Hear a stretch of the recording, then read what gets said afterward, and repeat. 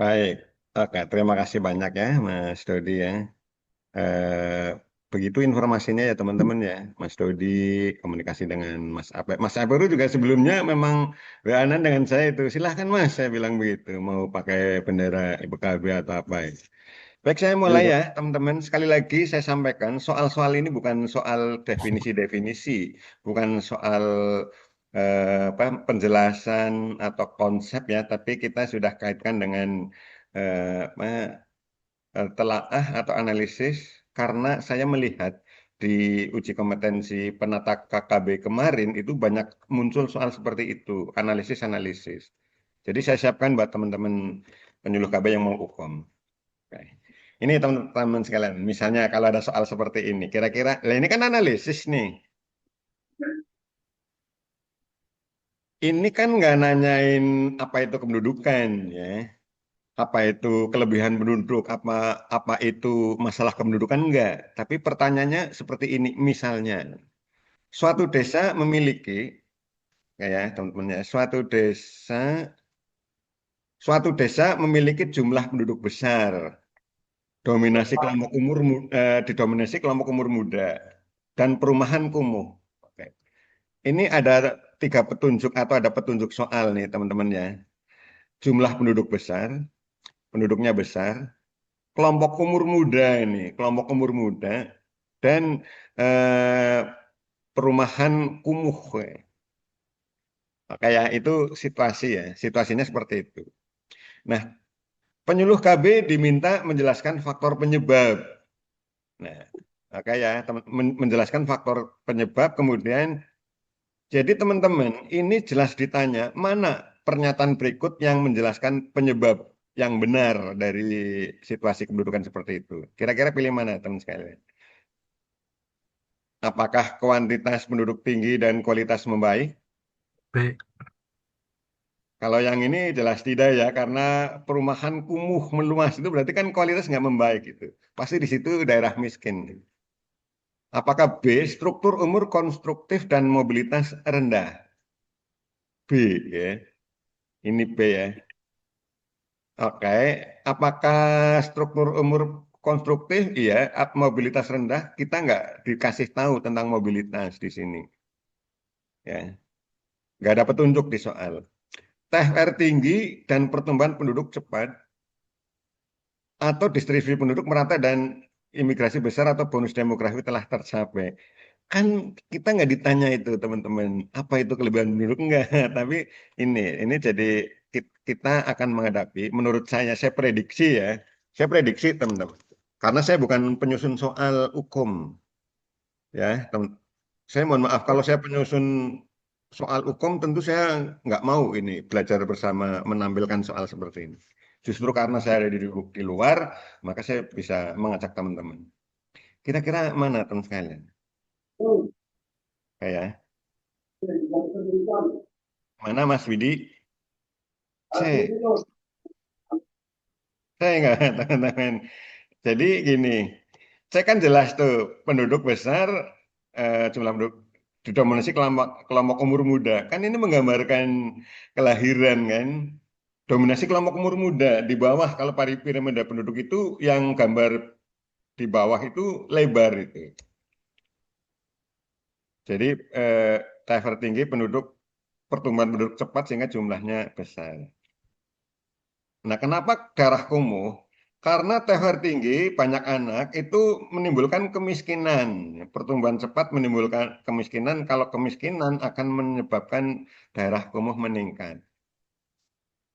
Sampai di sini, teman-teman, kira-kira bisa diikuti nggak yang kita bahas ini? Ada nggak tanda-tanda untuk menjawab ini, teman sekalian? Gimana, teman-teman bisa nggak ini di penjelasan seperti itu ya? Oke, baik. Atau tambah pusing teman-teman sekalian? Apakah pusing? Jangan ya. Kaget aja, Pak. Kaget kan? Lah, kagetnya masih di sini nggak apa-apa lah. Kalau kagetnya sedang uji kompetensi, repot kan? Kayak ini mungkin yang kedua ya, teman-teman ya. Pertumbuhan penduduk cepat di sebuah kecamatan menyebabkan meningkatnya pengangguran dan tekanan sosial karena pertumbuhannya cepat saja. Hal ini dampak dari apa, teman-teman sekalian? Ini mungkin mudah ya. Pertumbuhan penduduk cepat menyebabkan pengangguran. Ini akibat apa? Dampak apa? Apakah dampak kualitas penduduk? Kan tidak kan? Kalau kualitas penduduk kan, ini kan penduduknya bagus tuh. Kan nggak mungkin ini meningkatnya pengangguran. Ya nggak, teman sekalian? Apakah dampak kependudukan? Ya, dampak dari perkembangan kependudukan, ya, atau masalah fertilitas langsung. Ini masalah fertilitas bukan, teman-teman, masalah kelahiran eh, TFR atau SFR. Enggak, ini kita nggak ngomongin fertilitas murni ya, kita silang di sini. Apakah ada ketidakseimbangan persebaran? Ini nggak, bukan clue. Ini ini nggak dibahas di. Soalnya kan cuma kayak gini nih. Pertumbuhan penduduk cepat, ya, dan pengangguran. Jadi ada pengangguran dan tekanan sosial. Ini yang di pikiran kita, teman-teman. Apakah kegagalan program UB enggak? Jadi kalau teman-teman pelajari, nanti tolong disimak lagi ya di materi tentang kependudukan. Di sana ada dampak membahas dampak kependudukan di sana itu. Oke, teman-teman, berarti kalau begitu dampak kependudukan itu salah satunya adalah adanya tekanan sosial. Coba kita buka ya, teman sekalian ya.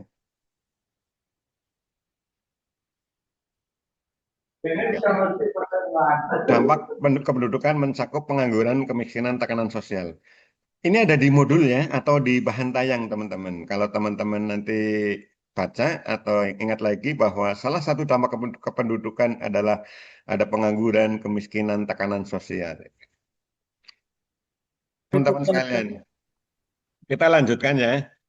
Setuju ya dilanjutkan ya teman-teman ya? Atau teman-teman gimana? Jangan dulu saya belum siap, pusing itu. Gitu enggak? Nanti nggak Setuju. selesai-selesai. Setuju aja ya. Baik. Lanjut. Lanjut ya, Mas. Nanti kalau teman-teman sudah merasa capek atau merasa penat, teman-teman bilang aja nggak apa-apa. Saya lanjutkan, teman-teman sekalian. Penyusunan kebijakan terkait tingginya TFR harus diawali dengan apa, teman sekalian? Ya, jadi menyusun kebijakan terkait TFR itu harus diawali dengan apa ini?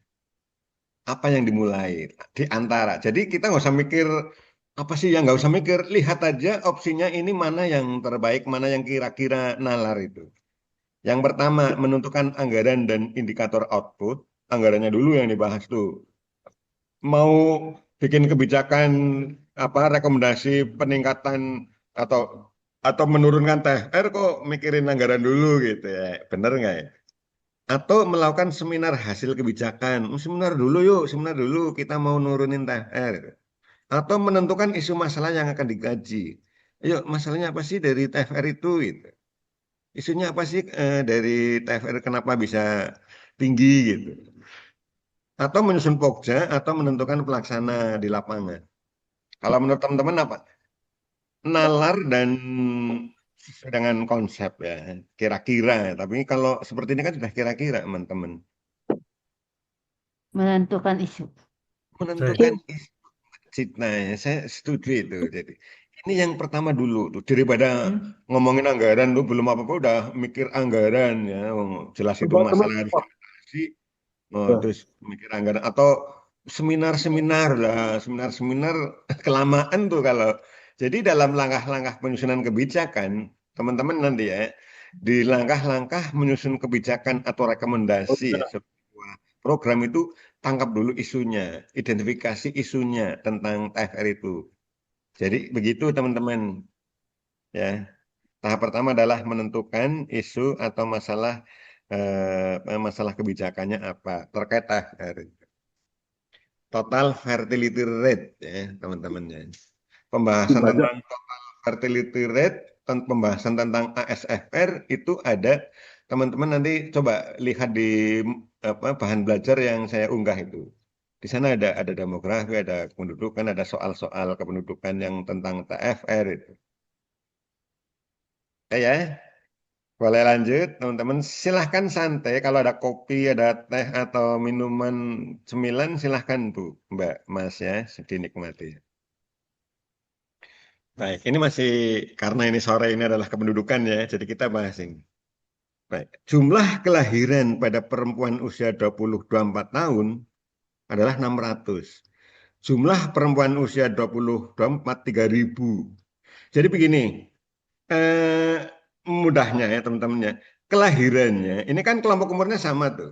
Kelompok umurnya kan 20-24, ini juga jumlah perempuan usia 20-24 sama. Kita ditanya ini, ada kelahiran pada kelompok umur 20-24 tuh, 600 dari 3.000. Berapa ASFR teman sekalian? Ini berarti teman-teman harus menyimak bagaimana menghitung ASFR ya, Age Specific Fertility Rate. Ya. Oke,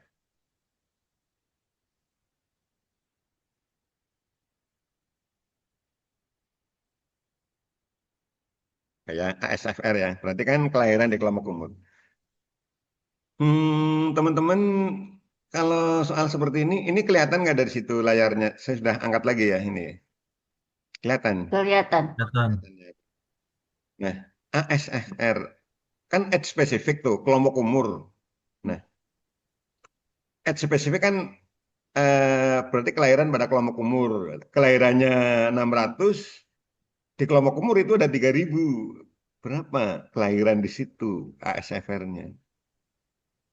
Iya. Teman-teman masih ingat rumus ASFR atau ini kan nalar bisa itu. Ada sekian lahir Hmm. dari sekian perempuan. 600 bagi 3.000 kali 1.000. 600 dibagi 3.000. Begitu ya. Berarti kan Ya, 600 tuh. 600 dibagi 3.000 kali 200 Pak Bambang. eh, 200 200 apa? ya. Ini kan kalinya berapa ya teman-teman? Kalinya 1.000 ya. Ini harus Iya, diturun dulu. ASFL. Kali 1.000. Nah, kalau ASFR itu memang pengalinya 1.000. Konstantanya itu 1.000. Itu kesepakatan internasional ya di kalangan demografi ya. Kalau ASFR itu pengalinya 1.000. Kita kalau boleh sih pengalinya 100.000 atau 100. Nah, tapi nanti kita nggak bisa bicara di forum-forum yang sama itu. Mereka akan bingung. Jadi ini sudah kesepakatan. Berarti berapa teman-teman sekalian? 200. 200. Oke ya. Ini adalah ASFR di kelompok umur eh, di kelompok umur 20-24. Jadi kelahiran di kelompok umur 20-24 itu ya, kelahiran di kelompok umur ini ya, itu adalah 200 ASFR-nya. Oke, baik. Ini mulai eh, karena ini harus dipahami oleh pelaksana juga di lapangan, teman-teman. Mungkin sih nggak muncul ya soal ini, saya nggak tahu muncul atau tidak ya. Tapi paling nggak kita tahu lah ASFR itu ya. Teman-teman jangan menyalahkan saya misalnya, oh akhirnya malah nggak keluar ASFR sudah dipelajari sampai pusing gitu ya. Nggak keluar nggak apa-apa, tapi teman-teman kan paham nih kalau mau menghadapi apa soal-soal yang tipenya analisis itu. Ya nggak teman-teman sekalian. Jadi saya tidak menjamin soal ini keluar atau tidak ya, tapi teman-teman kita harus siap menghadapi segala bentuk pertanyaan. Oke ya, setuju ya teman-teman ya. Oke, saya mau nangkap teman-teman dulu. SFR 15-19 tahun di suatu desa meningkat. Dampaknya mungkin apa? Dampaknya kalau kelahiran di kelompok umur 15-19 tahun itu meningkat, apa yang akan terjadi teman sekalian? Apakah TFR Hmm, turun? Kalau enggak, delete ya ini ya, kita cross ya, kita singkirkan ini. Apakah ASFR turun? Tentu tidak. TFR malah naik tuh. Kalau ASFR ini meningkat. Apakah resiko stunting menurun seiring peningkatan kelahiran? Tentu tidak. tidak. Malah justru risiko stunting bisa meningkat. Ya enggak, teman sekalian? Berarti ini Iya, kita del. Apakah kelahiran pada usia remaja meningkat?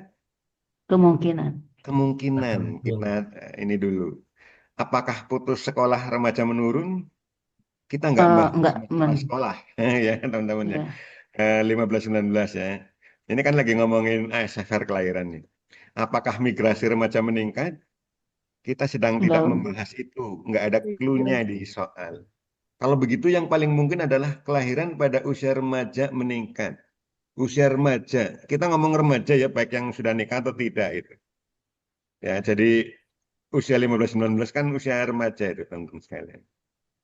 Nah, kita akan lihat nih teman-teman jawabannya ya. Nah, teman-teman itu cara menalar ya, atau cara menghadapi soal analisis. Karena kita nggak ditanya lagi itu kemungkinan, mungkin ada pertanyaan, tapi saya menduga pertanyaannya nggak apa itu ASFR, apa itu penurunan TFR atau enggak, tapi seperti seperti inilah. Ini pola ya, jadi kita sedang mempelajari pola, teman-teman. Ya, jadi saya disclaimer ya kepada teman-teman bahwa soal yang kita pelajari bisa muncul bisa tidak ya. Karena ini soalnya saya yang nyusun, teman, bukan panitia hukum yang nyusun. Kalau panitia hukum yang nyusun, dosa atau nggak boleh tuh saya kayak gini share-share kepada teman-teman. Loh, kalau begitu kenapa di-share Pak Bambang? Ya, kita sedang belajar pola, teman-teman. Kita mempelajari pola soal analisis yang mungkin akan dihadapi oleh teman-teman sekalian. Begitu ya, teman-teman ya. Ya, Pak. Nggak apa-apa kan kayak gitu ya, memang konsepnya begitu. Konsep belajar saya kan begitu, kuatkan substansinya, kemudian kita berlatih menghadapi kemungkinan-kemungkinan soal. Saya menduga atau kemungkinan teman-teman menghadapi pola analisis soal ya, soal-soal terkait dengan analisis ini. Baik, ya. Pak Gembong, oh ini soalnya Sever terus. Yang kita lagi kependudukan, materi hari ini kan kependudukan ya, ngomongin tentang ini. Kok nggak ngomongin genting? Besok ada waktunya sendiri ya, teman-teman ya. Saya lanjutkan, teman-teman. Jika seluruh ASFR dijumlahkan menghasilkan angka 450, seluruh ASFR, maksudnya apa itu seluruh ASFR? Teman-teman pasti mikir tuh. Nah, saya mau bilang bahwa ASFR itu, ya ASFR kan ada 7 ya. Iya nggak teman-teman sekalian? Kelompok umur apa saja? Maksudnya ASFR kan kelompok umur tuh. Kan ada 7 kalau kita sedang menghitung fertilitas. Kelompok umur apa saja teman-teman sekalian?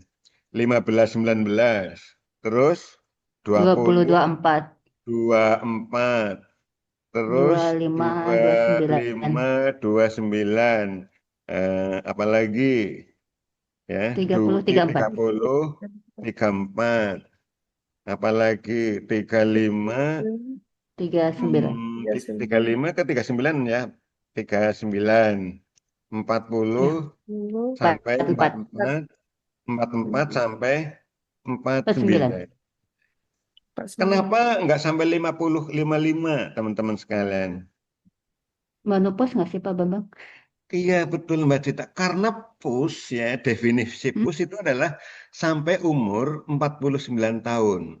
PUS yang di kita ya, yang di konsep Ya, program kita. Ada berapa ini berarti? Ada 7 kan? 7. Ada 7. 1, 2, 3, 4, 5, 6, 7 kan? Ada 7. Mhm. Kembali ke pertanyaan teman-teman sekalian ya. Jika seluruh, berarti kan semua ini, seluruh ASR dijumlahkan menghasilkan angka 450. Jadi maksudnya gini, misalnya, ini dijumlah akhirnya menjadi 450 nih. Ya, Mhm. seluruhnya itu dijumlah tuh. Atau misalnya ya, di total di jumlah itu 450. Ini ada misalnya ada 35, ya misalnya ini ada apa berapa lah 130 misalnya. Misal ya, ini ada 70, ini ada 50 dan sebagainya ini misal ya, sehingga jumlahnya 450. Oke, kembali ke pertanyaan teman-teman sekalian. Kalau ini dijumlah ada 450, maka TFR-nya berapa, teman sekalian? TFR. TFR kan rumusnya gimana, teman sekalian? Masih ingat nggak? Mas Aperu tuh, bantu tuh. Jadi, Mas Desi, Kali Mbak Desi, kali berapa? TFR itu jumlah semuanya kali 5. Kali 5, teman-teman sekalian.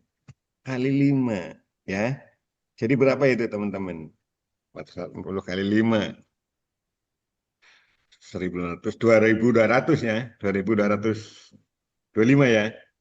Kelihatannya nih, 2.000. Kan kalau 225 ya. 2 kan 900, 4 berarti kan 1.800, ditambah 400, berarti 2,25. 2.250. Ya kan?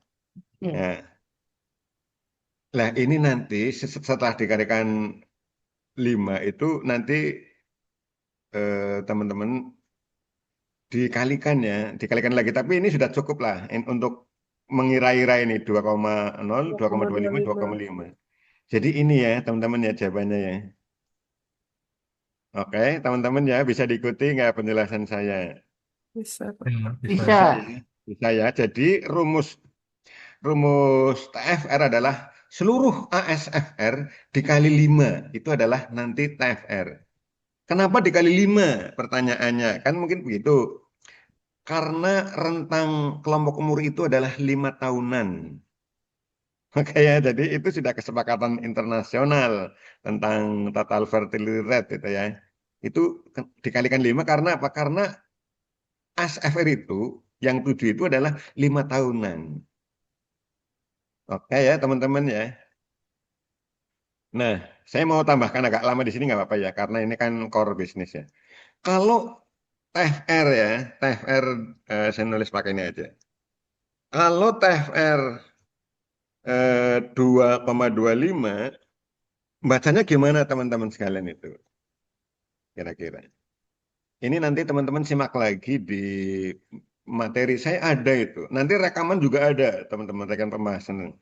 Jadi ini dari 1.000 ya, dari 1.000 perempuan sepanjang usia subur melahirkan 2.250 anak. Bacanya begitu. Makanya kan tadi dikali 5 itu 2.250. Itu kalau untuk KIE itu bahan KIE atau advokasi itu kita bilangnya bahwa dari 1.000 perempuan itu sepanjang usia suburnya melahirkan 2.250.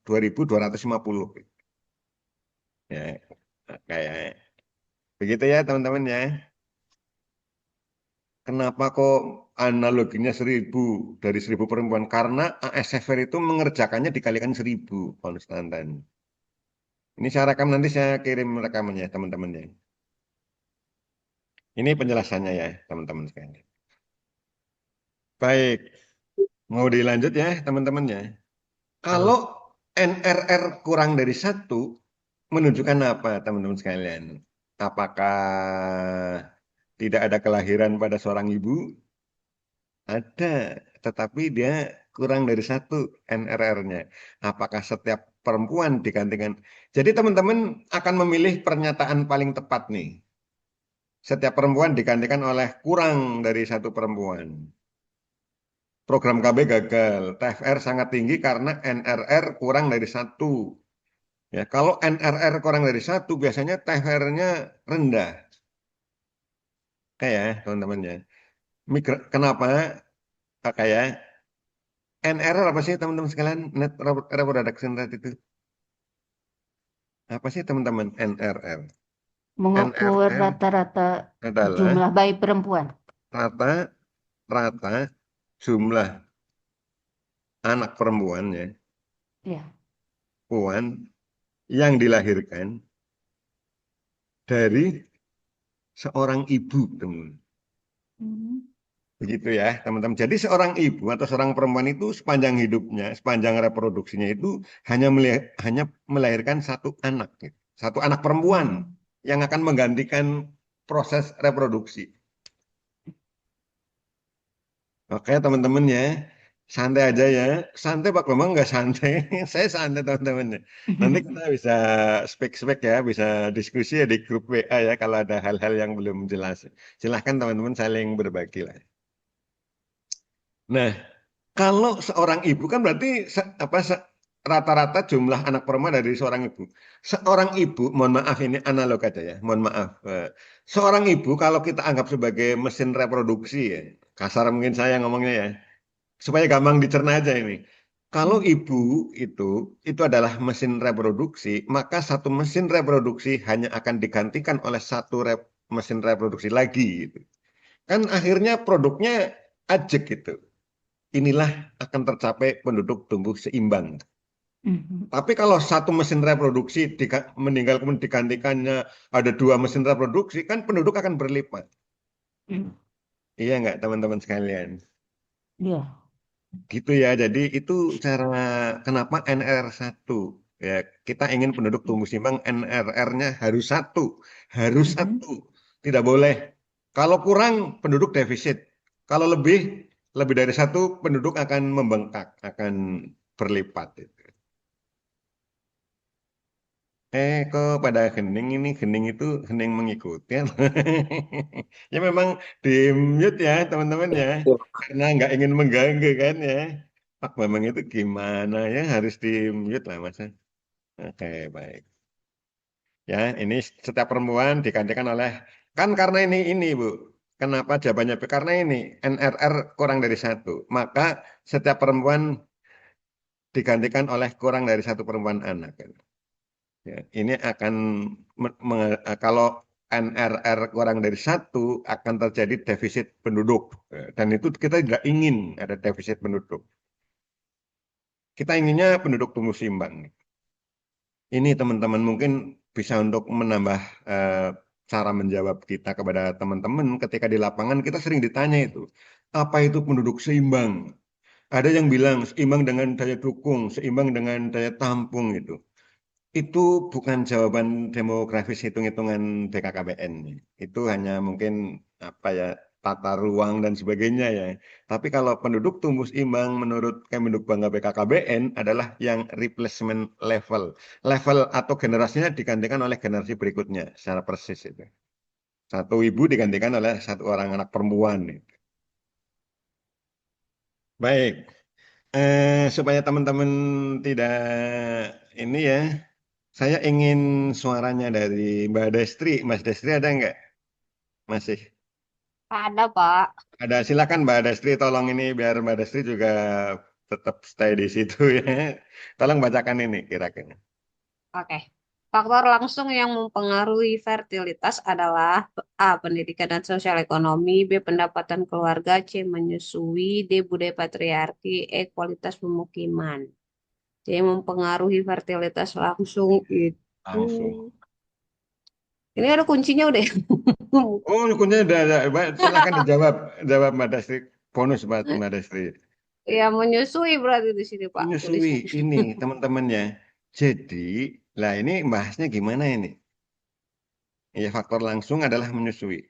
Nah, teman-teman ada di modul KBKR tentang faktor penentu fertilitas. Ya, di demografi juga ada itu, di modul itu.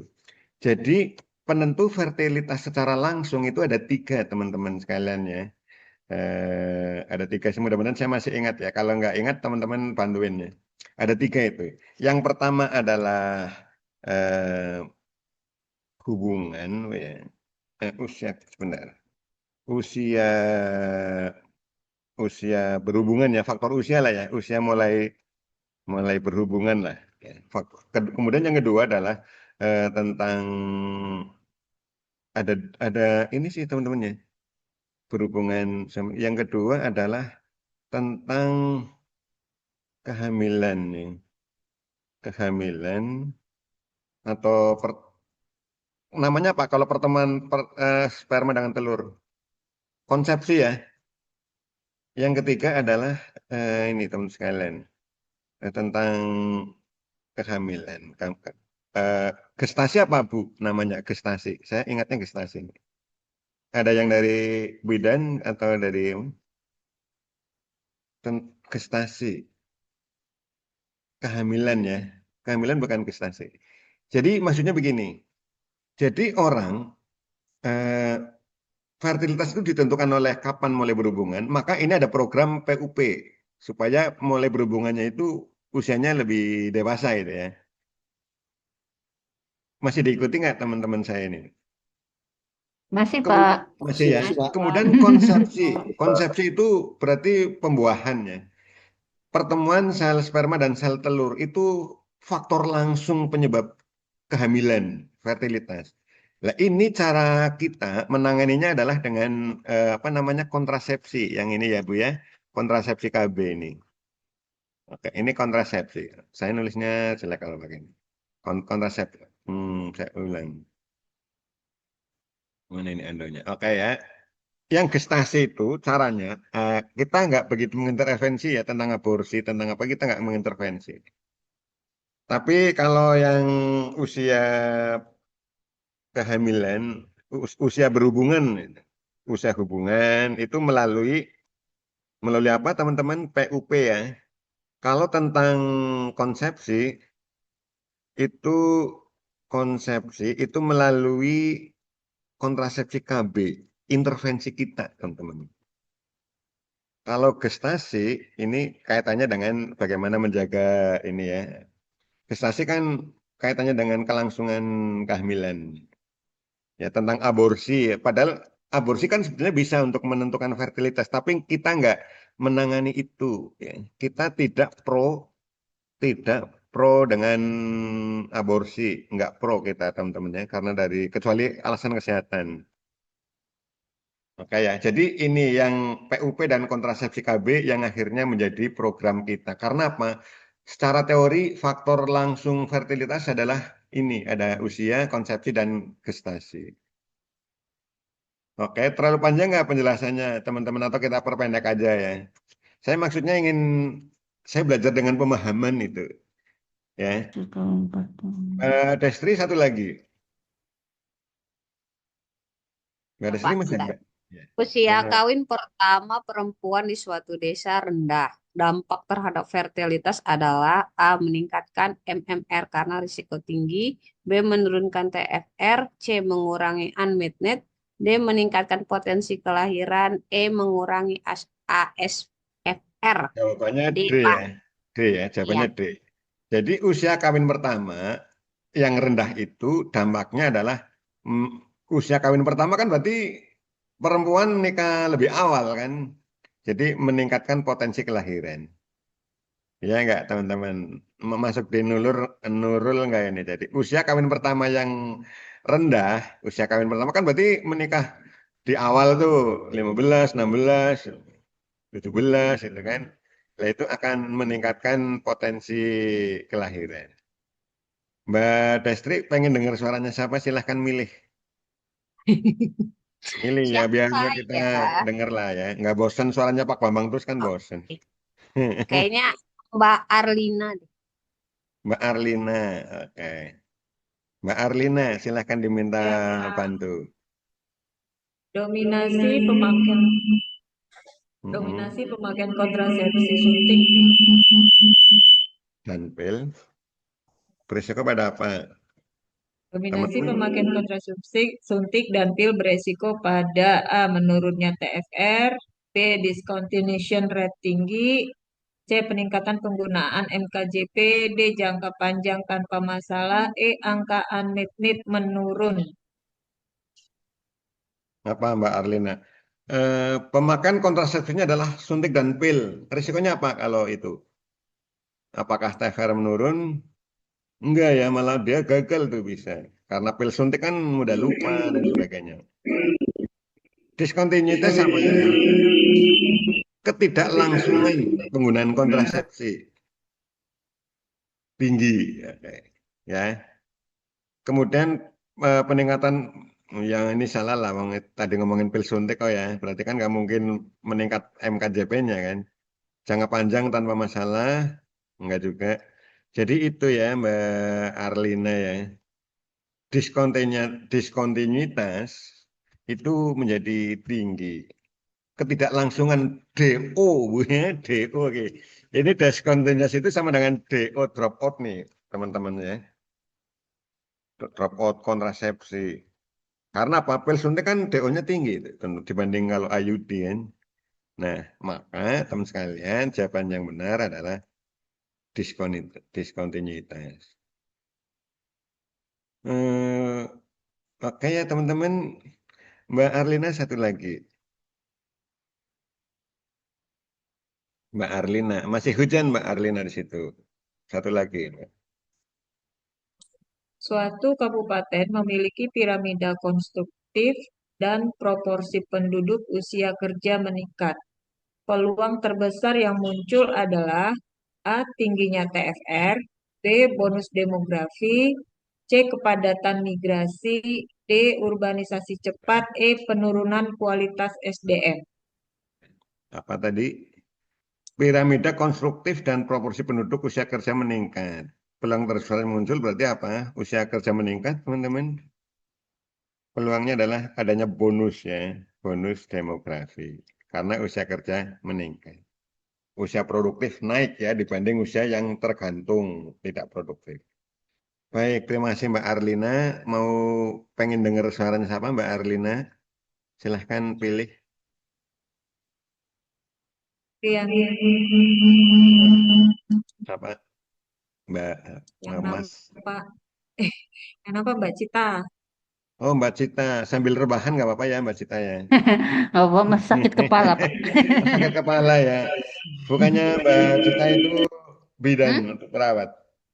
Bukan, Bapak Enggak jauh spesifik. pisan. Enggak maksudnya basicnya kan ahli IT Bukan. biasanya dari baik Mbak Cita silahkan ya. Ya, prasyarat pembentukan kampung KB adalah pertama adanya bantuan APBN dan pendapatan asli daerah, B tersedia data keluarga dan potensi desa, C harus ada pabrik atau industri di sekitar kampung, D desa sudah maju, E ada dana CSR. B bukan Pak Bambang. B tersedia data keluarga Keluarga dan dan potensi potensi desa. desa. Baik ya.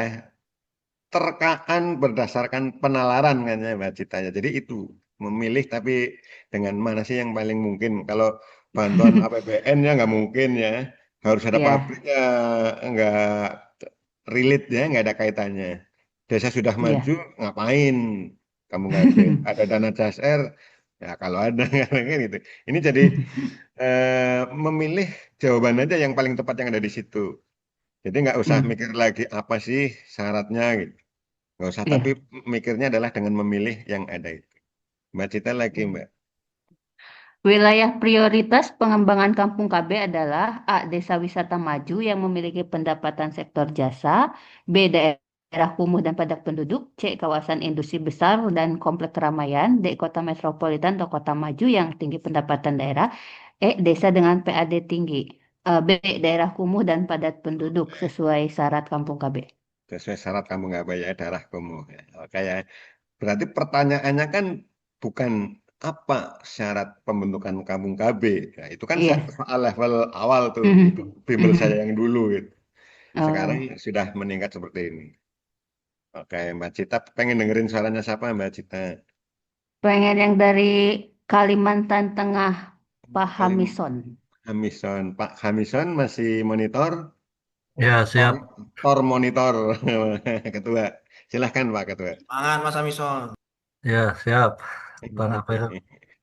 Pokja Kampung KB tingkat desa minimal memiliki satu, satu seksi, B Seksi. dua seksi, C tiga seksi, D empat seksi wajib, E enam seksi.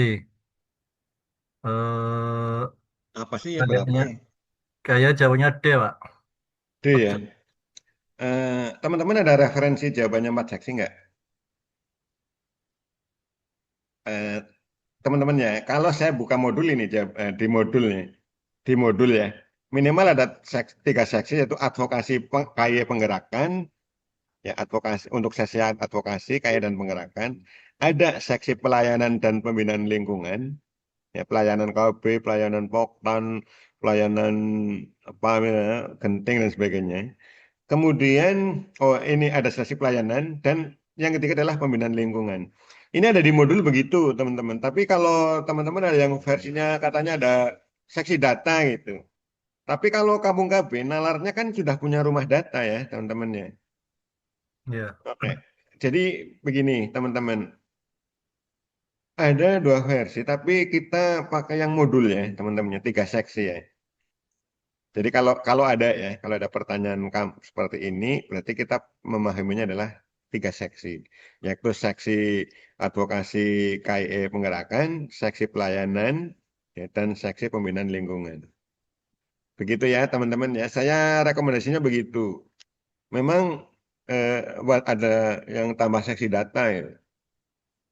Tapi seksi data udah ada rumah dataku. Tapi kalau di modul itu teman sekalian. Baik. Izin Pak, kalau yang terbaru itu ada 4 ya Pak? Oh, yang terbaru 4 Mas. Yang baru. Kalau nggak salah 4 ya. Eh, apa saja Eh, itu? Perlindungan, apa ya? Rumah data, apa terus rujukan yang ada TPK-nya itu kalau nggak salah 4 gitu. Apakah Oke. kita Hmm, pakai modul yang mana Pak? Gitu. Jadi maksudnya nanti apakah pembaruan kayaknya kalau yang dari Kampung KB ini kami lihat indikatornya masih pakai indikator yang tahun 2021-an ya kayak 2000 berapa gitu. 2021 kan 8 fungsi malah seksinya. Iya, 8 fungsi. Yang terakhir 8 itu kalau nggak fungsi. salah 4 ya, kalau Yang nggak salah terakhir Pak. cuma 3. Ya. 3 ya. 3 yang terakhir di panduan Kampung KB ya. Itu modul ya. Di- Teman-teman, saya sudah sertakan modulnya di sana ya. Nanti dicek Oke, lagi oke. dan kita diskusikan. Baik Pak, makasih Pak. Baik ya. Jadi kalau rujukan, benar Mas, tadi ada rujukan, tapi pelayanan dan rujukan gitu. Seksi pelayanan dan rujukan nih jadi satu. Seksi pelayanan dan rujukan, terus ada pembinaan lingkungan. Ini yang 3 ini pasti ya di modul. Kalau ada tambahkan kemungkinan seksi data ya. Ya data dan perlindungan apa gitu lupa saya. Iya ya. Ya baik. Betul. Oke ya. Tapi saya masih pakai yang 3 ini ya. Tapi ini kan jadi kita jadi ini teman-teman ada pengayaan kan ada belajar. Ini di modul saya ya. Modul Kampung KB ya teman-teman di panduan Kampung KB. Kelihatannya tahun 2022 atau 2023 ini. Baik. Tadi terakhir Mbak siapa? Mbak yang baca Mbak. Saya, Pak. Oh, Mas Samisan. Lanjut Mas. Ini Siap. ada jawabannya ya. Sare- Saresehan tingkat RT bertujuan untuk A. Menentukan SK Pokja dan sasaran pengukuhan. B. Membahas hasil pendataan dan menyusun usulan program. C. Menetapkan APBDes terkait penyelenggaraan program KBKR. D. Membahas laporan KB nasional sampai kabupaten. E. Nggak mungkin. Menetapkan ketua RT baru. Karena Nggak sudah mungkin. ada jawabannya, B, Pak. B ya. Ya, B ya. Setuju ya, B ya teman-teman ya. Jadi nggak mungkin ini sarasen kalau untuk menentukan SK kan nggak. SK kan nanti tidak pakai sarasen kalau menentukannya itu. Dan pengukuhan ada forum sendiri. Ini biasanya yang kalau kita ngomong sarasehan itu sarasehan pasca pendataan yang lebih sering ya. Gitu. Kemudian berarti jawabannya B ya, membahas hasil pendataan dan menyusun usulan program. Sarasehan, bahasa program di program kependudukan kita adalah yang dikenal ya, itu sarasehan pasca pendataan teman-teman yang ada itu. Jadi membahas hasil pendataan. Jawabannya B ya, sekali lagi. Oke, Mas Samison, pengen dengerin sarannya siapa? Siapa ya? Mbak Kosi Banyuwangi. Mbak Gosi, Banyuwangi. Masih hadir Mbak Gosi. Ya, Bapak. Ya, baik. Terima kasih Mbak Gosi. Silahkan Mbak. Mas Samson pengen dengar suaranya. Baik, terima kasih. Jika ditemukan banyak keluarga tanpa akta lahir, seksi Kampung KB mana yang harus menangani? A. Seksi pembinaan lingkungan. B. Seksi advokasi dan KIE. C. Seksi pelayanan dan rujukan. D. Seksi ekonomi. E. Seksi ketahanan keluarga. C. Jelas ya, teman-teman ya. Ini kalau ada keluarga nggak punya akta lahir, berarti apakah cukup diadvokasi? Kayaknya enggak ya. Seksi pelayanan bergerak sekalian ya, melayani. Ini pelayanan rujukan. Ya. Seksi pelayanan itu pelayanan apa saja? Oke ya, setuju ya, terus sekalian. Mbak Gosi. Ya. Pelaporan dari Kampung KB ke desa dilakukan setiap A. mingguan, B. 2 minggu, C. 1 bulan, D. 3 bulan, E. 6 bulan. C. Kamu KB berapa Mbak Gosi, teman-teman? Udah kali. 1 bulan ya. 1 1 bulan. bulan. 1 bulan, Mas. Ya, baik, Mas Dodi. Baik. Oke. Oke, pelaporan ke desa. Jadi pelaporan rutin itu dilakukan setiap bulan ya. Loh, itu ada loh Pak Bambang yang pencatatannya tiap kegiatan itu berarti R ya, register atau pencatatan. Tapi kalau pelaporan bulanan. Mbak Gosi pengen dengar suara siapa? Mbak Ada Gosi teman lagi. saya, Bapak Eh? Pak Solahuddin Pak Solahuddin. Pak Solahuddin dari Banyuwangi juga, dari dari Bangkalan. Probolinggo. Wis tak rasani Mbak Kosi mau. Harus Enak-enak ngasih gleyah ya. Sambil ngelanya lah Mas. Mas Nunggu ada absen, sambil Pak. ngelanya. Iya, silahkan. Indikator input Kampung KB adalah A. Frekuensi kegiatan KB KR di Vaskes. B. Partisipasi potensi kampung. C. Jumlah bayi lahir sehat dan terbebas dari stunting. D. Penurunan stunting. E. Jumlah BKL aktif. Indikator input Kampung Indikator KB. input, masukan ya, bahan dalam kegiatan Kampung KB. Apakah Indikator frekuensi, apakah potensi, apakah jumlah bayi, bahan kegiatan di Kampung KB. Kalau jumlah bayi, Pak? Jumlah bayi. Oke, alasannya apa? Jumlah bayi lahir sehat dan terbebas stunting. Ya, indikator Ini ya, tasnya itu masukan ya, Mas ya. Jadi masukan kan ada input, proses, dan output. Iya, Kalau iya. jumlah lahir sehat terbebas stunting kan output ya, hasil dari Kampung KB. Harapannya begitu. PKB aktif juga output, penurunan stunting output. Oke. Nah, kalau yang proses apa ya, kegiatan-kegiatannya adalah proses. Mas Salahuddin lagi ya Mas, suaranya dengan empuk, mudah, enak didengar, silakan. Isu strategis fertilitas dalam peta jalan pembangunan kependudukan adalah A. Tingginya urbanisasi dan mobilitas penduduk. B. Tingginya disparitas PFR antar wilayah. C. Rendahnya partisipasi sekolah. D. Banyak lansia yang tidak mengikuti program SIDAYA. E. Persoalan sanitasi. Oke. Isu fertilitas, isu tentang lahir-melahir, kelahiran. Iya. Iya. Urbanisasi relate enggak ya, enggak connect ya.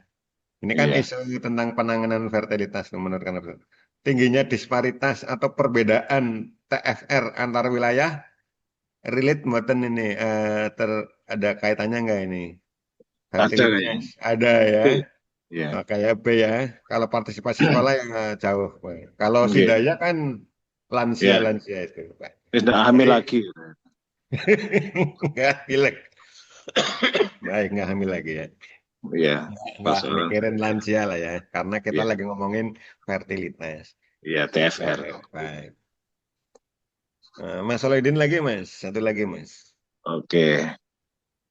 Edge apa ini Pak? Spesifik. Edge spesifik. Itu pakai handphone mungkin ya Mas Solahuddin ya. Iya. Iya. Edge spesifik fertility rate. Iya, ASFR. Tinggi. Remaja tinggi menyebabkan resiko A. Bonus demografi naik. B.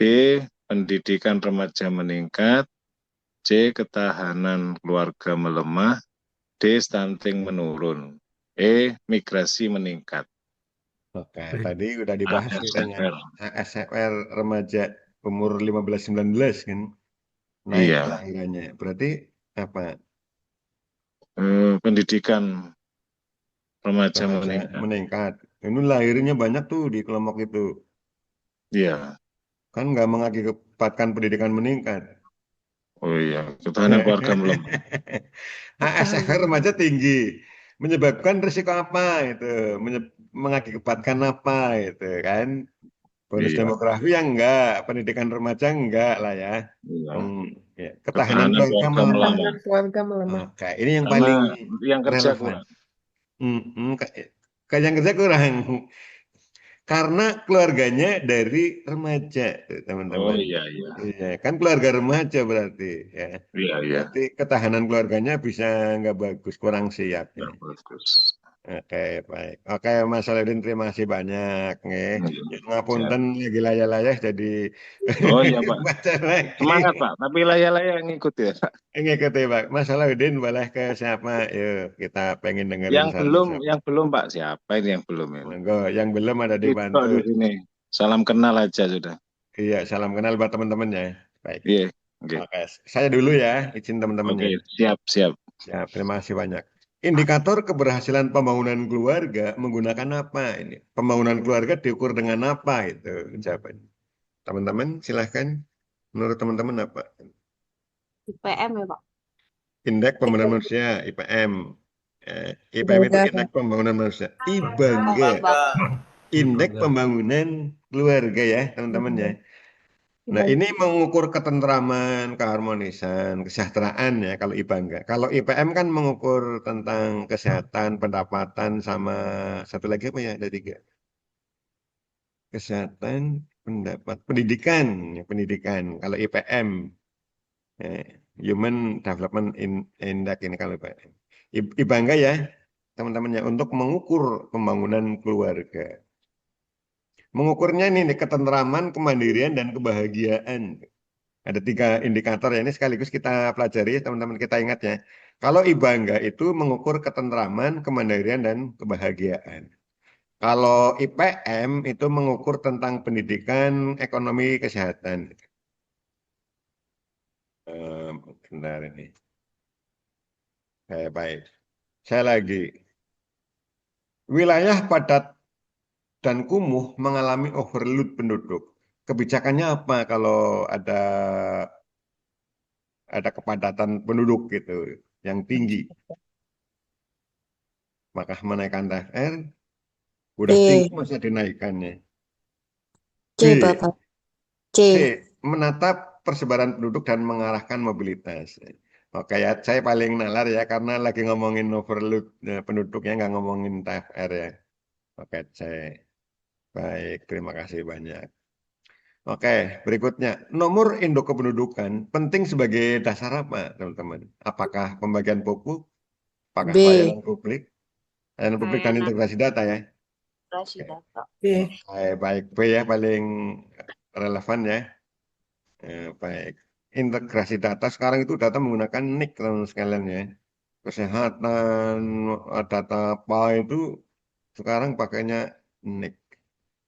Supaya layanan publik itu tidak double mendouble itu. Kita pakainya NIK. Sebuah desa memiliki TFR tinggi, ASFR remaja juga tinggi, tapi MKCP-nya rendah, unmet need tinggi. Kalau ada soal analisis seperti itu. Prioritas apa yang paling tepat? Kalau menurut teman-teman ini porsinya media ini, karena rekomendasi. Mana ini? Yang B, Tapi Pak. B. yang B ya, penguatan konseling ya. Karena apa? TFR tinggi, MKCP rendah gitu ya. Akses MKCP. Ini bisa, ini level 34. Akses MKCP. Iya. Penguatan konseling KB dan akses MKCP. Akses kan kesempatan tuh. Setiap orang punya kesempatan mengikuti MKCP. Jangan sampai ada yang kejauhan, nggak punya biaya, nggak tahu, nggak dapat konseling gitu. Oke, baik. Dalam pendataan ditemukan banyak keluarga miskin dan rumah tidak layak huni. Kira-kira programnya apa?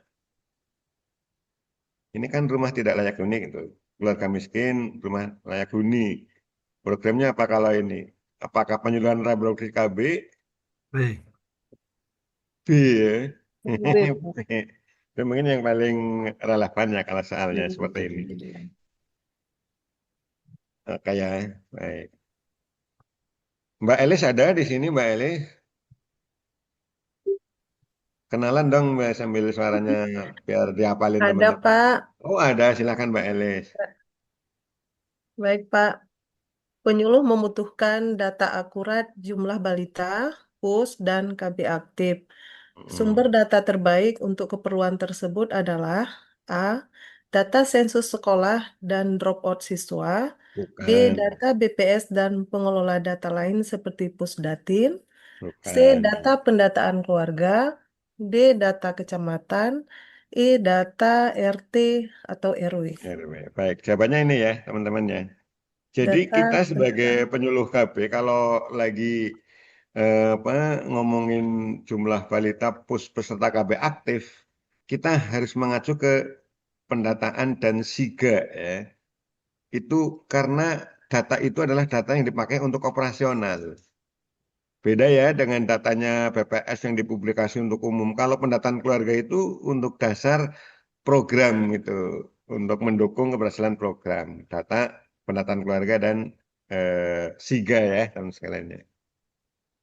Mbak Elis lagi, Mbak. Di kampung KB ditemukan pus dengan alasan takut efek samping KB. Tindakan paling tepat A. Memberikan brosur dan informasi lain secara massal.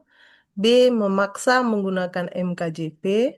C. Melakukan konseling KIE personal.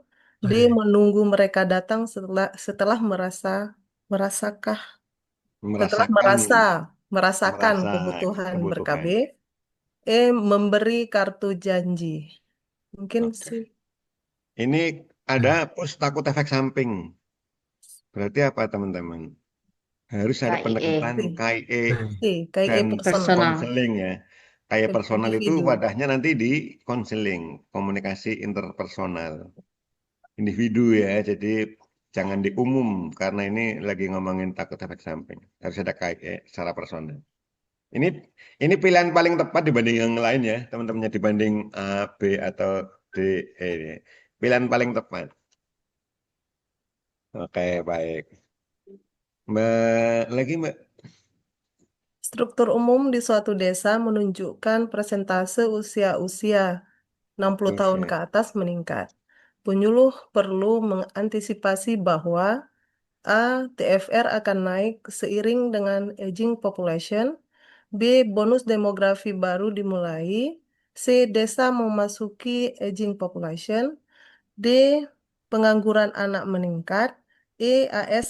ASFR remaja naik. Struktur umum satu desa. Kalau struktur umur penduduk tua atau aging population itu kita harus ngapain terus sekalian? Kita mengantisipasinya apa ya? Kan penduduk menua tuh. Iya. Kita harus pahami bahwa harus antisipasi bahwa di desa itu akan terjadi yang namanya aging population, penduduk yang menua. Apa programnya? Sidaya ya gitu kan? Ya enggak, teman sekalian. Kalau penduduk menua dominan, lansia dominan berarti program unggulannya di kita adalah Sidaya. Baik ya. Satu lagi Mbak Elis. Program Kampung KB gagal berjalan karena tidak ada dukungan lintas sektor. Penyebab utama berdasarkan evaluasi baik internal maupun eksternal seperti BPKP adalah A. Tidak adanya anggaran untuk mendukung kegiatan. B. Kurangnya pemahaman kader terhadap kolaborasi. C. Tidak adanya kebijakan dan prosedur tertulis lintas sektor. D. Tidak ada posyandu. E. Kurangnya PUS. Oke, tidak ada dukungan lintas sektor. Cluenya, petunjuknya itu tidak ada dukungan lintas sektor. Terus penyebabnya apa kira-kira? Kalau Lintas sektor. Oke, Bapak. D. penyebabnya apa kalau nggak ada dukungan? Apakah C. tidak ada anggaran? Apakah kurangnya pemahaman kader? Enggak ya. Tidak ada C. kebijakan dan prosedur tertulis lintas C. sektor. Ini kelihatannya ini. Sehingga orang lintas sektor mitra kerja itu bingung mau berpartisipasi. Aku bagian apa nih? Gitu. Bingung ya. Ini teman-temannya. Ini jawaban terbaik di antara yang lainnya, teman-temannya. Mungkin kalau kita cari bisa ada jawaban lain, tapi ini yang ada di sini itu. Baik, baik terima kasih Mbak Elis. Mbak Elis itu ada di Sama, mana? Pak. Aceh, Pak. Oh, Aceh ya. Aceh mana? Kita Aceh. perjanjangan, Pak, sama-sama kemarin. Oh, penjenjangan. Perjanjangan sama Pak Amrul. Oh, di sini ya, Banyumas. di Iya, Banyumas ya. Oke, siap. Mbak Elis, baik. Pak Peru. Penjenjangan ya. Itu Siap. belum ini apa sertifikatnya kan bisa dipakai dulu atau kedaluarsa yang penjenjangan Mbak Elis. Kayak baik ya, nggak apa-apa ya, hukum lagi ya. Rumah dataku di Kecamatan Sukamaju menemukan ketidaksesuaian antara data hasil, ya ada ketidaksesuaian tuh antara data hasil pendataan dengan data publikasi kecamatan. Hasil pendataan dan data kecamatan itu beda. Data pemerintah kecamatan maksudnya. Ketua rumah data diminta menjelaskan penyebabnya apa kira-kira teman-teman. Kalau ada ketidaksesuaian itu. Kemungkinannya apa? Di antara data kecamatan tidak boleh digunakan. Pendataan C. kader tidak wajib. C ya. C mungkin, Pak. C ya. Updating Update. data tidak dilakukan secara berkala.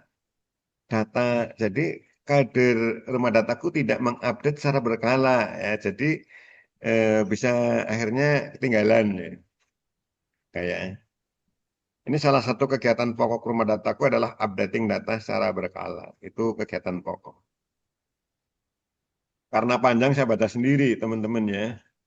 Dalam laporan publikasi kecamatan Sukamaju ya, ini bukan nama sebenarnya ya. Tercatat jumlah penduduk 48.000. Lansianya adalah 12%, TFR-nya 2,9, tinggi banget ya. Persentase push unmet need 16%, ini juga tinggi. Maka ya, kader rumah data diminta menyusun analisis prioritas. Berdasarkan data ini, teman-teman ya, penduduk lansia tinggi itu, unmet need rendah. Ini kira-kira prioritasnya apa yang tepat di situ? Apakah penguatan layanan lansia karena rasio lansia sudah kritis atau mengurangi migrasi? Pengurangan migrasi nggak relevan ya. Apakah intervensi KB untuk menurunkan TFR dan unmet need atau pemekaran wilayah? Mana kira-kira? C ya teman-teman ya, karena unmet need tinggi. Oke, itu penting ya. Kalau penduduk lansia 12% kan ya masih wajar ya lansia. Karena sekarang malah kita menaik teman-teman. Kan nggak ada pilihan sidaya di sini.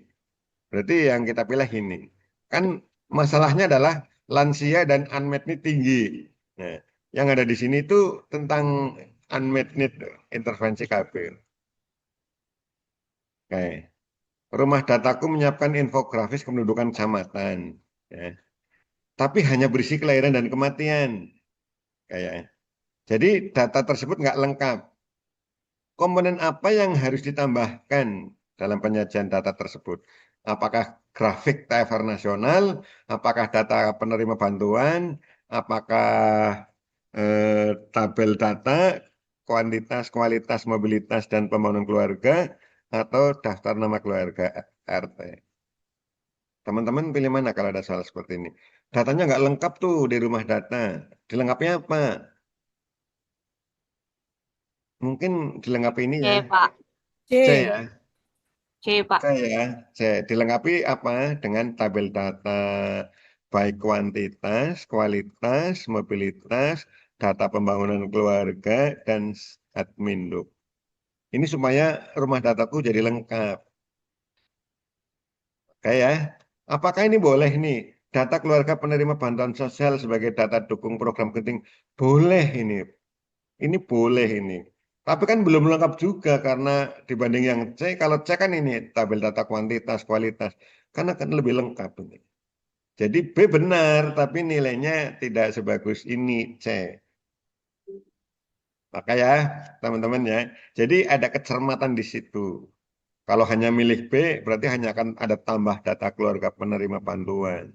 Masih belum lengkap juga itu nanti.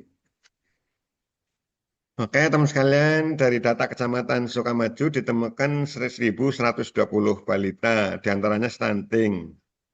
Kepala desa meminta rumah data memberi rekomendasi. Rekomendasi paling sesuai rumah data apa? Kalau ada 18% stunting.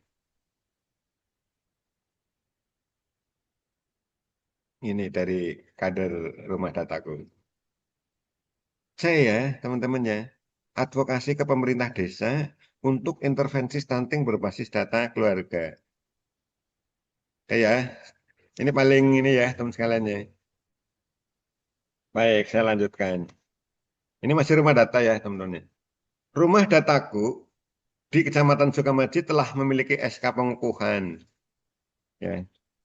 Tapi ya, 3 jenis data tersedia, pojok datanya komplit nih. Namun belum melakukan pemanfaatan data. Rumah data datanya komplit tapi belum dimanfaatkan datanya. Tapi sudah ada data. Ini kategori klasifikasi kamu nggak apa ini?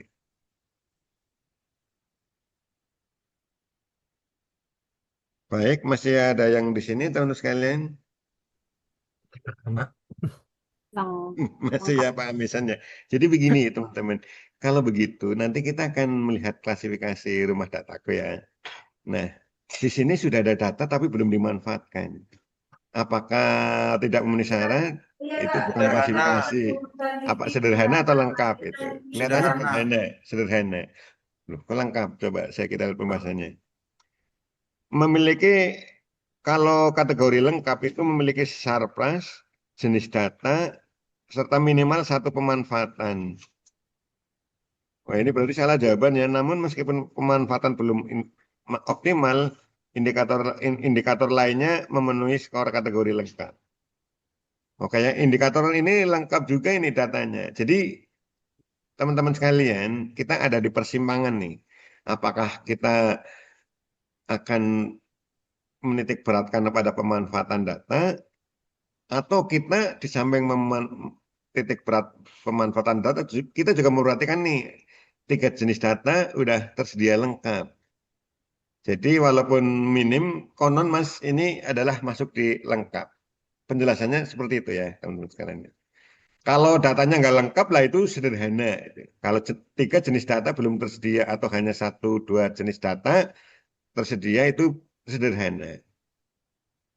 Oke ya, bisa diikuti ya teman sekalian ya. Masih banyak nggak sih soalnya ini teman-teman udah kesorean ya? belum. Lanjut. Lanjut. Kalau di Kalteng memang belum ya. Nggih. Sebuah sekolah yang telah ditetapkan sebagai SSK memiliki pojok kependudukan. Namun pemanfaatnya, ya teman sekalian. Ini ada nggak? Oke ya. Setelah ditelusuri, guru hanya menampilkan buku cetak tanpa instrumen pembelajaran. Hanya modul buku cetak itu. Ya. Penyebab utama kurang berhasilnya pojok pendudukan adalah apa? Penyebab utamanya apa, teman sekalian? yang B, Pak. Yang B. B. Kenapa B, Mbak? Paling panjang. Paling panjang, emang suka yang panjang. Begini, teman-teman sekalian. Konsep dari SSK adalah terintegrasinya tema kependudukan ke dalam mata pelajaran di situ. Ya, itu konsep rohnya itu, teman sekalian ya. Saya tulis di sini ya, biar agak ingat ya, teman-teman di sini, Pak. Di sini boleh. Ya, konsep rohnya saya bilang rohnya lah. Ruh dari SSK adalah mengintegrasikan tema atau isu kependudukan pada mata pelajarannya. Oke, ini ya teman-teman konsep SSK ya untuk diingat ya. Karena nanti pertanyaannya bisa berbeda tapi tentang seputar ini. Jadi karena ruhnya adalah mengintegrasikan ya, tema isu kependudukan, maka di sana tidak ada pelajaran baru, tidak ada materi SSK atau apa nggak ada. Materinya sesuai kurikulum yang ada di sana, cuma di apa rencana pembelajarannya nanti disisipkan tema-tema kependudukan itu. Ya kalau misalnya biologi nanti ada tema organ reproduksi, materi atau pelajaran olahraga misalnya juga mungkin kaitannya dengan apa pola hidup sehat misalnya. Matematika mungkin materi di sana tentang apa penghitungan TFR misalnya dan sebagainya. Itu ya konsepnya. Jadi yang benar B, teman-teman sekalian. Bukan yang paling panjang, tapi karena eh, konsepnya begitu ya. Baik, tapi memang ada jawaban paling panjang dan itu benar teman-temannya. Penyusun soal sering kalau mau kasih opsi jawaban itu pengen lengkap yang benar. Jadi bisa jadi Mas Samison tadi bilang yang paling panjang mungkin itu. Itu sebagai satu trik aja ya. Siapa tahu penyusun soalnya pengen menjelaskan secara panjang lebar tentang SSK. Lanjut ya, satu dua lagi ya. Dalam kegiatan SSK, Sekolah Siaga Kependudukan, guru mata pelajaran diminta membuat instrumen ya, penggalian data untuk peserta didik. Namun instrumen tersebut, nah instrumen di sekolah untuk pelajaran biasanya namanya LKSD ya, lembar kegiatan peserta didik itu. Kalau nggak salah namanya itu LK apa? Itu ya kurang lebih ya instrumen ya. Hanya berisi daftar pertanyaan umum tanpa terkait isu pendudukan. Jadi lembar kerja siswanya LKPD, lembar kerja peserta didiknya itu bersifat umum, tidak terkait isu pendudukan. Ini mengakibatkan apa, teman-teman kira-kira? C. C. Analisis data menjadi tidak kontekstual dengan kebutuhan SSK. Analisis data tidak kontekstual dengan kebutuhan SSK. Karena di SSK itu ingin fokus ke tema-tema kependudukan. SSK itu ya. Oke, baik. Oke, lanjutnya Mbak. Salah satu ciri SSK adalah integrasi materi kependudukan ke beberapa mata pelajaran. Contoh yang paling tepat apa kira-kira? Kalau teman-teman penyuluh nanti datang ke sekolah mau bikin SSK, ditanya integrasinya seperti apa, contohnya apa gitu. Teman-teman itu ya. Ini apa? Guru hanya memberikan ceramah C. tentang kependudukan. Guru menegaskan. Guru C, Pak. menugaskan C. siswa. C ya. Guru Ya. IPS mengajak siswa menganalisis grafik piramida penduduk daerah setempat. Ini lebih bagus ya dibanding jawaban yang lain. Kayaknya. Begitu ya. Jadi kalau sudah begini, soal-soal seperti ini, kita memang harus cermat ya.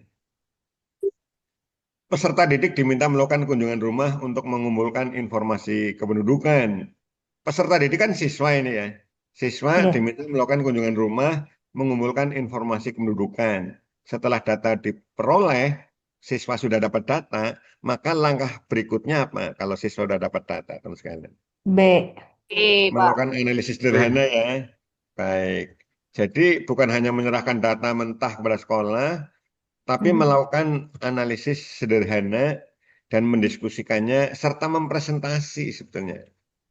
Bukan hanya mengarsipkan, mengirimkan, atau menghapus data yang baik. Ini SSK ya. SSK mungkin nggak banyak ya, tapi ada muncul di pertanyaan. Sebuah SSK memiliki pojok pendudukan yang lengkap, termasuk ada sign edge digital ya, yang menampilkan data. Jadi ada semacam papan digital ya, menampilkan data kependudukannya. Namun siswa hanya datang untuk wifi gratis. Ya. Solusi paling tepat apa? Kalau siswanya datang ke pojok pendudukan hanya ingin memanfaatkan wifi gratis ya untuk game-gamean dan sebagainya. Misalnya. C. C ya. Mengintegrasikan Oke, C. Oke ya. Jadi mengintegrasikan pemanfaatan pojok dalam penugasan mata pelajaran. Sehingga ketika datang ke pojok itu mereka dalam rangka melaksanakan tugas. Oke, masih ada beberapa ya. Dalam rapat evaluasi SSK ditemukan bahwa siswa hanya menggali data dari internet, bukan dari lingkungan sekitar. Hal ini menunjukkan apa kira-kira? Guru kurang beri contoh. A. Oke, A ya. Guru kurang beri contoh instrumen penggalian data lapangan. Satu lagi buat teman-teman sekalian. Salah satu fungsi pojok pendidikan adalah menjadi wahana belajar kependudukan dengan pendekatan audiovisual. Mbak Cita suka ini, bagus kalau bikin video ini. Vektor yang masih suka bikin nggak Mbak Cita? Masih ya? Masih kemarin Masih. bikin yang buat Ditpenduk itu yang si pesat itu, peduli Oh, si si pesat. pesat. Luar biasa Iya. ya. Makasih banyak ya Mbak Cita ya dari Bandung. Sama-sama Pak. Fitur yang paling sesuai dengan fungsi ini adalah apa ini? Kalau pojok pendudukan itu C ya. Oke. Paling sesuai dengan fungsi ini ya. Oke. Baik ya teman-teman ya sudah sore boleh kita cukupkan teman sekalian. Ini yang nanti saya kirim filenya dan dipelajari sendiri ya.